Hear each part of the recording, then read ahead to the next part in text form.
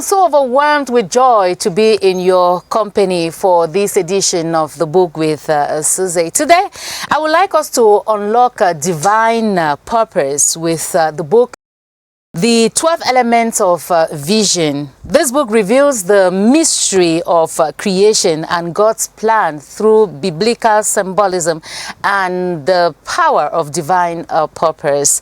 For us to get insight of the book, the author has just joined me in this studio. Thank you, NKEZI Desmond NKEZI, for coming so that we can unveil the content of this book. Thank you so much as well, Suzy. I'm most delighted to be here. When you were writing this book, did the subject matter challenge you or affirm your understanding of God's plans to mankind? Yeah, it did. It did challenge me. You see, just at the preface level of the book, you will get me expatiating on the fact that I was really amazed when I got the content, because it was a normal routine Bible study, and suddenly when I was going through Matthew chapter 10, I discovered in it the hidden 12 elements of vision. And I was amazed because I'm a Bible studier, and I've been a servant of God. I've been studying past that particular place severally, and I was astonished that day with the inspiration that God gave me. And as a student as well, I did science of education, and one of my courses was entrepreneurship. And there we have several components that make for your career or a realistic vision. I was amazed to see that some of those components of vision were embedded in that particular book. And I was so overwhelmed. Yes. Share with us the 12 elements of vision which you have outlined in the book. I might not highlight all of them here, but in Matthew chapter 10, the Bible says Jesus called the apostles to himself. Of course, he had many disciples, but now he called 12 to himself, meaning he selected them. And when he called them to himself, the Bible says he gave them power. He empowered them to go and preach the gospel. And for the first time, I was seeing the first component of vision, which is reception. Now, this is God. Jesus is God. We as Christians know no other God apart from Jesus. He is the one we know as God. So this is God for the first time empowering humans to go and carry on an assignment for which they were born to do. This is purpose. But now what does he do? First of all, he empowers them.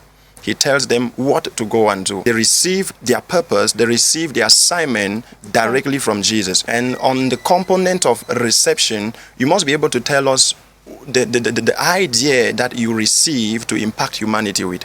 So if you are pursuing any idea on the path of purpose or impact which is not received from the Lord, then you are in error. And now quickly, let me get to the second component of vision. Let's highlight three most important. Okay, three most important. You've talked about reception. Okay, yes, I think reception. The next one can be scope. Very good, scope. Okay. Yes, that's beautiful. You got that one. Okay. This is because I made something plain in this book. The reason why we have a lot of competition and a lot of fighting in the society is because people pursue purpose and they go beyond their scope. Now, when you go beyond your scope, you're already in somebody's territory. You see, for example, even in the business world, if you receive of a vision from God and you know the scope of your vision, and if every visionary understands their scope, there will be no competition. Now, but the reason why there is a lot of competition is because they don't understand the scope. For example, Jesus told the apostles, he said, go only to the Jews. Go only to the Jews. Do not go to the Samaritans. Do not go to the Gentiles. For at this particular time, I'm sending you just to the Jews. But this is Apostle Paul, another apostle who comes in later, receiving a vision to the Gentiles. And you hear him say in scripture, I am an apostle. He said the same way Apostle Peter is an apostle to the Jews, the same way I received of the Lord to become an apostle to the Gentiles. Now, so imagine Paul and Peter trying to fight over the Jews, trying to fight over the territories of the Jews. They will not accomplish, and there will be competition. Of course. And this is so in every other area of life as an entrepreneur. You must understand the scope, and God himself tells us the scope And of course, when he reveals that, he gives you motives and resources. Exactly. He gives you, in fact, he gives you motives. He tells you where you're going to get the resources. He gives you principles to abide by. He gives you even strategies. These are the components, these are the elements we are listing. Now, when they find the evidence in the strategies that God has given us, our vision becomes impactful. We become successful in what we are doing. Okay. You see that now? I think you can go on and on, you know, to list the 12, but exactly. But we need to take our forward. Okay. Okay.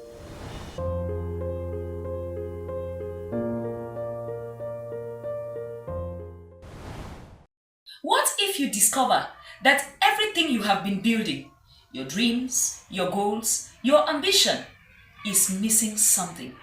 Not effort, not talent, not even faith, but a complete understanding of what a true vision is all about.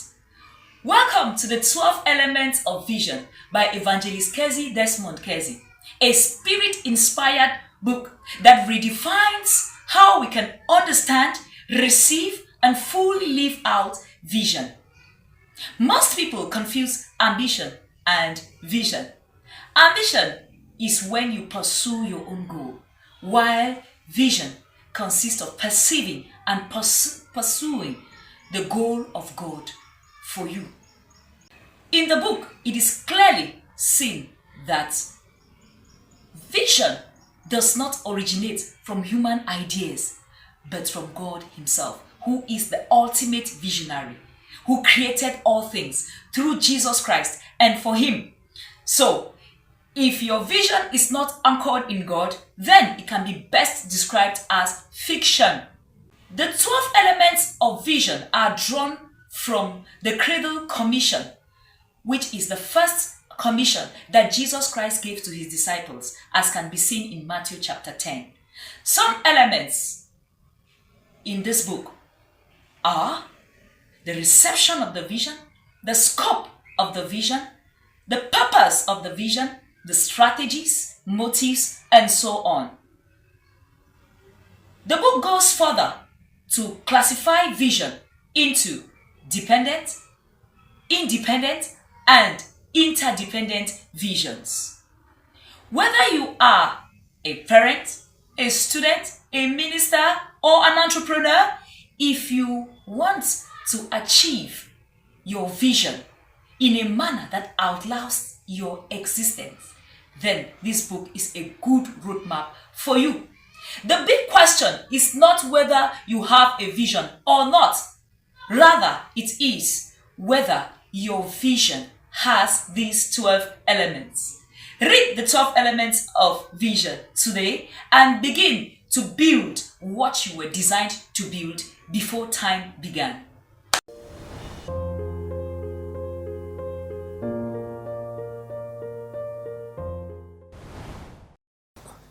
You're welcome back, and if you're just joining us, you're watching the book with Suzy. Before we went on that very short break, NKEZI, you were, expatiating on the 12 elements of vision. You talked about reception, scope, you talked about motives, resources, you explained some facts. But now, I want to find out from you, you say vision is categorized into three. There is the independent vision, there is a dependent vision, as well as the interdependent vision. Exactly. Please tell us what these are and what binds these three together. Okay. All right. Thank you so much. That's a very important question. And I think on the occasion of releasing this book, somebody out of the nation even asked a question on this regard. The three categories of vision is very important. Like I was talking about the element of vision, which is the scope. Now, there are some people as well that receive a particular vision that has the same purpose. Even though they are different persons or multiple persons, they have the same purpose and they are called to serve within the same scope. But now they may not have the same resources. You see that now the same level of resources they may not have. Or one may be called to be a leader and another may be called to submit. Now, this is where leadership comes in. This is where leadership in vision comes in. So we have independent vision. This is a vision received by an individual, and that individual has all the elements of vision involved in that particular vision. For example, I received a vision to open a school, and God has given me all the 12 elements of vision. I have the resources, I have the purpose stated, I have the motives, I have the principles, I have the standards, I have all that is put in place, publicity, like I'm capable to carry it on. And then God reveals or puts the same burden, calls someone to serve that same purpose, but the person is designed to be a servant. Okay. In an independent vision, there are people who understand that there is already a received vision being controlled by someone, and they understand their place in that vision, and then they are called to submit under that vision. Okay. You see that now? Oh, I do. All right. So this is the person who is leading this particular vision. We call this kind of vision independent vision. It does not depend on, maybe there's no partnership. Okay. There's no partnership with other individuals or organizations to be able to accomplish that vision. No, there is just one person at the helm controlling things. But now, what's that dependent vision? Dependent vision. Yes, dependent vision. For example, let me use a church now. You can have a church, a whole congregation, but now we have what we call maybe departments. A children's teacher. You may be called, you may have the gift to teach children, and now where can you find children? You can find children in the church. But now there's a department for children. Now you have a vision for those children, which is interconnected or which is linked, which supports the main vision, the independent vision of that congregation. But now you are called to serve the children. This is a dependent vision. Yes. For your purpose in impacting children to become accomplished, you have to submit to someone's vision, whose vision is opened, is wide. You see that now? Is wide to involve your little vision. I'm keen to what you're saying. You Go see ahead. that now? Yes. And now we have interdependent vision. Okay. These are two distinct major visions. Okay. Like they are all well to do, but now at a particular time, at a particular point in time, they need to complement each other. For example, let me use UN. You see that now when we're going to the Minawao camp, which is a refugee camp towards Nigeria, we needed to work together with UN. They are the ones in charge of those refugees. They are the ones controlling everything there. But now we needed to get to the governor of the far north, and then he writes to the UN. They grant permission for us to work together to achieve a particular purpose. Okay. Now, so working in chains. You're working in chains. So an interdependent vision may not run for a long time. They may just meet once in a while to achieve a common objective. What do they have in common, these three factors, these three visions? What they have in common is what we call complementation. Okay. Complementation. Now, in this book, I've actually made some graphs. Okay. Now, where we have dependent vision, you have maybe a circle. This is a complete circle. And this complete circle is a picture of a dependent vision. It is occupying a secular scope. You see that now? And every other vision, smaller vision, that is a secular one, fits in that secular shape, that secular scope. Now, you may also have a square. You may have a triangle. These are different independent visions. And these triangles and squares and circles have smaller ones inside. These are dependent ones. But now when you put a circular shape, a triangular shape, and maybe a square shape together, you see that they complement each other. What do you, like, just imagine that the only number that existed is 1. And there is no 2. And there's no 3. And there's no 4. Life will just be somehow. Just imagine that the only color that exists is white. There's no green. There's no blue. There's no black. But put them together. You see the beauty of it. Okay. So you see that now it brings complementation. Shall I say the beauty in diversity? The beauty in diversity, exactly. That's the beauty in diversity. Yes. Okay, it's time for us to take our Vox Pop. And of course, we are asking the question, which is the dumbest thing you thought was a vision until you realized that it wasn't?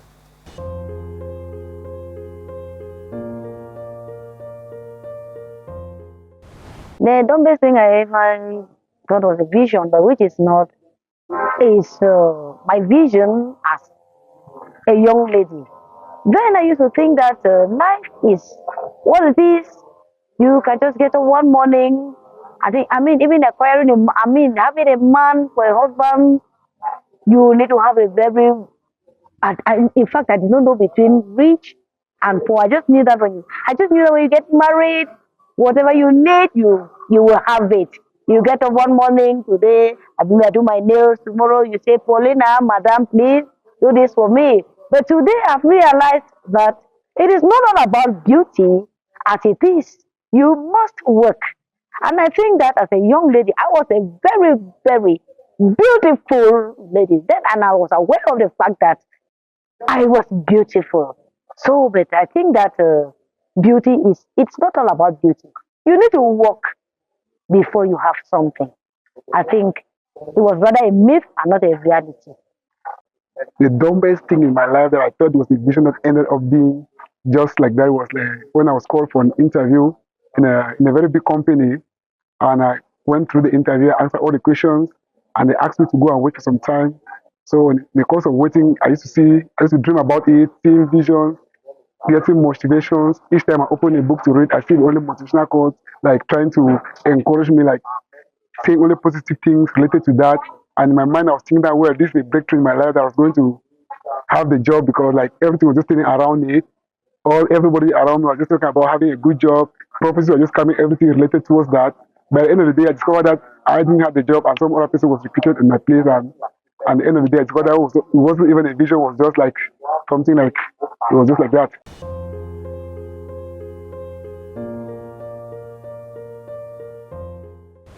Thank you for joining us on the book with Suzy. And of course, we are reviewing today the 12 elements of vision, one of NKEZI Desmond NKEZI's books. You said some people actually believe that the journey of life of impact begins here on earth. They think it begins with their ambition and the needs of humanity, which ambition seeks to satisfy in a way.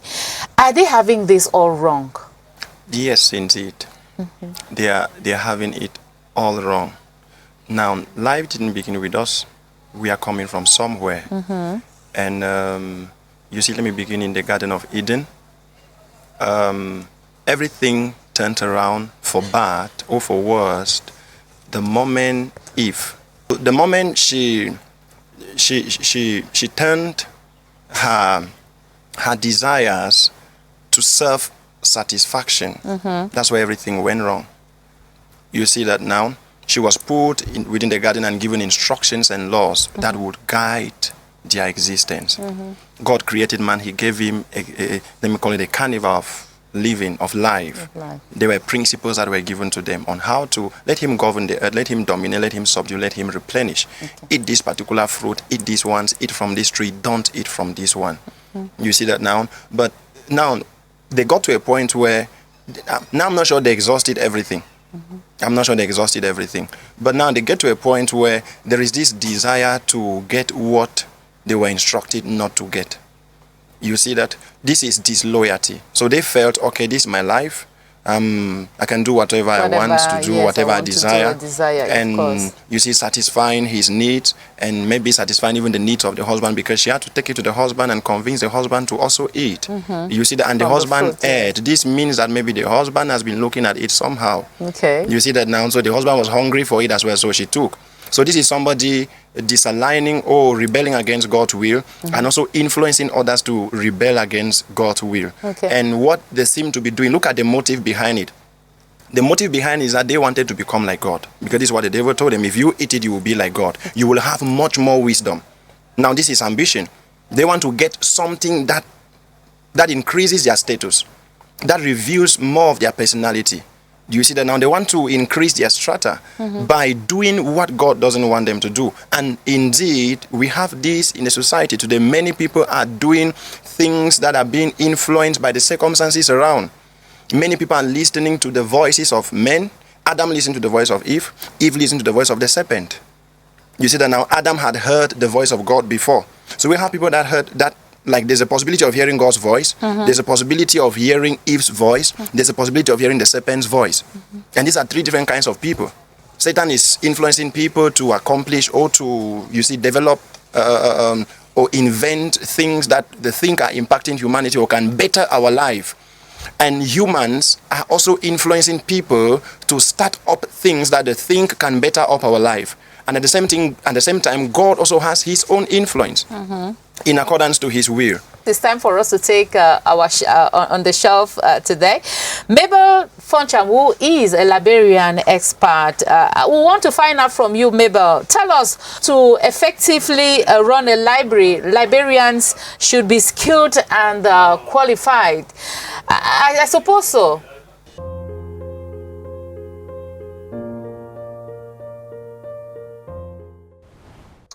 One thing is clear: every librarian should be trained in knowledge management, information management, and there are so many processes involved in this, in information management. So apart from that basic training, librarians need to have strong communication skills, because you're talking to people.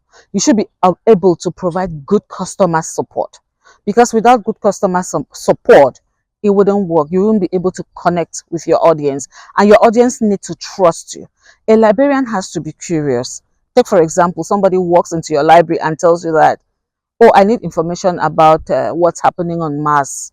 You know, you should be curious. You should have been able to find that kind of information. So librarians, apart from all these other skills, need to be very curious. They need to be well organized, because we say in our library jargon that a document that has not been well classified is missing information, and that's all about it. So librarians have to be perfectly organized in everything that they do, even when they're communicating with their audience. So every librarian must have strong customer skills and should be the intersection between the resource and the clients.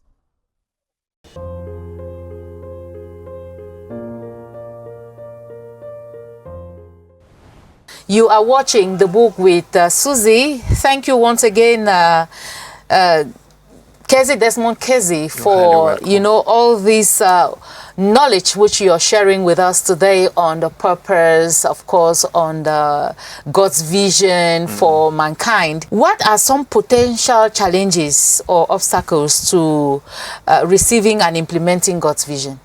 Wow, this is beautiful. I think our environment.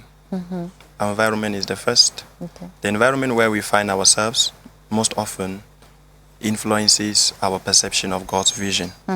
And why did I say so? In our environment we have people, and though we have people, we also have needs in every environment. You see that, and people have their different perceptions on how they want to meet those needs. And now you can actually have a particular purpose to serve. For example, Moses grew up in the palace. You see that now, but his calling is to save the Israelites. He's not supposed to stay in the confines of the palace enjoying juice and, you see, eating rice and all the like. You see that, and that can influence him from believing in the calling God is giving him. Okay. God can be saying to the wilderness, go save my people. And he is also maybe in the palace saying, Lord, I can't leave this place. And at the same time, he can be in the wilderness and God is saying, go to the palace, save my man. He's saying, Lord, I can't have access to the palace. So our environment can really, really affect our perception of God's vision. And this is why it really takes faith. One of the components of vision is actually faith. It takes faith to be able to replicate God's intentions for you. Okay. Our individuality. Okay. Yes. Now, some are shy. You see that now? Like you? Yes. You see that now? Yes. Some are shy, and then some are arrogant. Okay. And some have different emotional temperaments. Our different temperaments can actually hinder us from perceiving and pursuing God's vision. Okay. I can tell you. Yes, I know that a lot of people will be wanting to get a copy of the 12 Elements of Vision. That's right. So how do they get to you? Yes, this book, they can get it on our website, Okay. Soul Winners Movement website. The book is found there, and they can also reach out to me through my personal contact, Okay. Which is 671-917122. Come again? 671-917122. I know they will be dying to know how much it costs. Yes. What will you tell them? A copy of the book is 5,000 francs. Yeah. Yeah, thank you so much. Thank you very much for coming. Thank you for watching this edition of The Book with Suzy. I hope that you did learn something out of our discussion on this set today. Thank you again for watching, and see you some other time. Bye-bye.